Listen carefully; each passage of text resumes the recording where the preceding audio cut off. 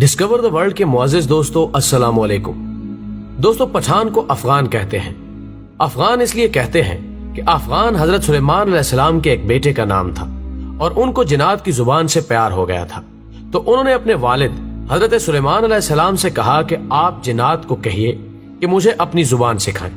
سلیمان علیہ السلام نے اپنے بیٹے کی درخواست قبول کی اور جنات کو حکم دیا کہ افغان کو جنات کی زبان سکھائی جائے۔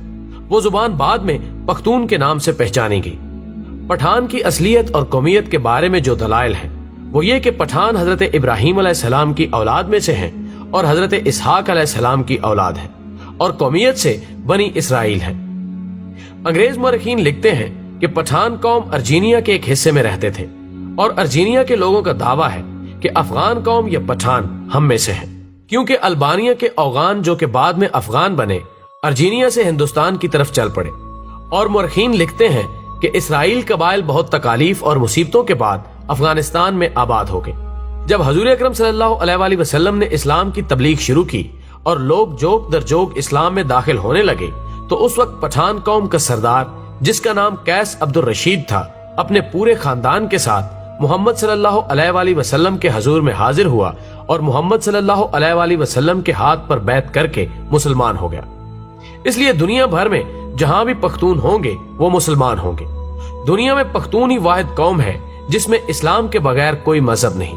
اگر پختون سے پوچھا جائے کہ آپ پہلے مسلمان ہیں یا پختون، تو جواب ہوگا کہ میں 5000 سال سے پختون ہوں اور 1400 سال پہلے مسلمان ہوں۔ دوستو اب سوال یہ ہے کہ افغان قوم کو پٹھان کیوں کہا جاتا ہے؟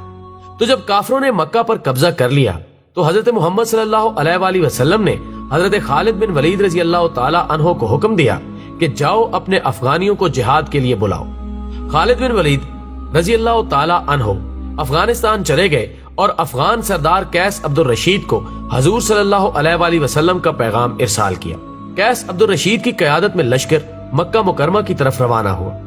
شام کو صحابہ کرام نے حضور اکرم صلی اللہ علیہ وآلہ وسلم کو خوشخبری سنائی کہ افغانی لشکر نے آتے ہی کافروں کا قتل عام شروع کر دیا اور تمام کافروں کا خاتمہ کر دیا، اور مکہ مکرمہ کو افغانیوں نے فتح کر لیا۔ تو اسی لمحے حضور اکرم صلی اللہ علیہ وآلہ وسلم کی زبان پر یہ الفاظ آئے، بتان۔ خواتین و حضرات، بتان لفظ عربی زبان کا لفظ ہے، یعنی سخت ترین لکڑی جو سمندری جہازوں میں لگائی جاتی ہے، جسے سمندری پانی بھی کمزور نہیں کر سکتا۔ یہ لفظ جب بر صغیر پہنچا تو بتان سے پٹھان ہو گیا، اور اگر ان کی تاریخ کا تقابلی جائزہ لیا جائے تو فارسی میں پشتون، مقامی زبان میں پختون اور اردو میں پٹھان۔ یہ قوم دنیا بھر میں پھیلی ہوئی ایک غیرت مند قوم کے طور پر گردانی جاتی ہے، جن میں افغانستان، پاکستان اور بھارت اول نمبر پر ہیں۔ دنیا میں پشتون اپنی وفا اور غیرت کے نام سے جانے جاتے ہیں۔ لفظ پشتون کا مطلب ہوتا ہے غیرت و وفا والا اور اپنی عزت اور دین پر مر مٹنے والا۔ پشتونوں نے قیام پاکستان میں بھی بھرپور حصہ لیا۔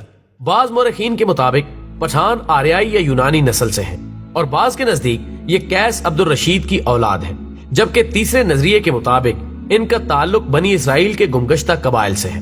خود قیس عبد الرشید کی اولاد سمجھنے والوں کا نظریہ ہے کہ مکہ میں قیام کے دوران حضرت خالد بن ولید رضی اللہ تعالی عنہ نے اپنی صاحبزادی ان کے مورث اعلیٰ کے نکاح میں دے دی تھی، جنہیں وہ ہمراہ لے کر اپنے وطن واپس آیا، اور پھر انہوں نے یہاں اپنی بقیہ زندگی اسلام کی ترویج و اشاعت میں صرف کر دی۔ اسی طرح قیس عبد الرشید کی اولاد پٹھان کہلاتی ہے، جبکہ یہ بھی کہا جاتا ہے کہ خود قیس عبد الرشید کا تعلق بھی بنی اسرائیل کے بادشاہ ساؤل یعنی حضرت طالوت کے 37ویں پشت سے تھا۔ اس طرح آخری دونوں نظریات کی روشنی میں ان کا تعلق بنی اسرائیل سے ہی بنتا ہے۔ ناظرین کرام، سب سے بڑی عجوبہ خیز بات یہ ہے کہ ان میں یوسف زئی، یوسف کے بیٹے، داؤد خیل، داؤد کے بیٹے، موسیٰ خیل، موسیٰ کے بیٹے، اور سلیمان خیل، سلیمان کے بیٹے سمجھے جاتے ہیں، لیکن اس کی تصدیق کرنا بہت مشکل ہے۔ افغانوں یا پٹھانوں کے کئی اوصاف عربوں سے ملتے جلتے ہیں۔ عرب قوم مہمان نواز، بہادر اور اہل قلم ہونے کے ساتھ ساتھ دوسری قوموں سے اتنی جلدی مروب نہیں ہوتی تھی۔ ان چند اوصاف کے علاوہ کوئی اور وصف عربوں کے اندر زمانہ جہلیت میں نظر نہیں آتا۔